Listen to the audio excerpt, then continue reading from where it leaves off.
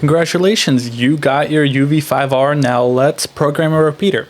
For this, I'm using a mobile app called Repeater Book. You can download it for free, and I'm going to go through my local repeaters. You can find them by typing in your zip code, and in my case, I'm going to go with Minatola. To program a repeater, you need three things: a frequency, an offset, and a PL/CTSS tone.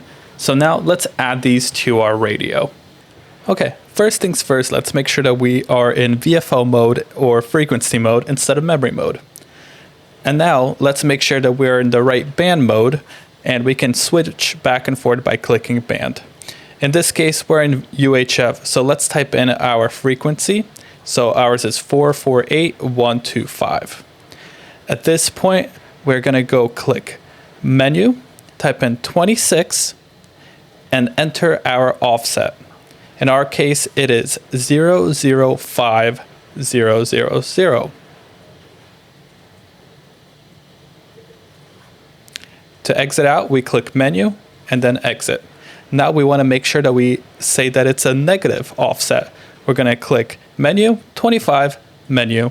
We're going to hit 2 for negative, click menu, and then exit. If it was positive, you would hit a 1 instead of the 2.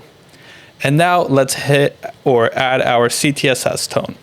All we have to do is click menu, 13, and then we're going to go through and find our desired CTSS tone, which is 1928 Hertz. You click menu, exit, and now your repeater is programmed.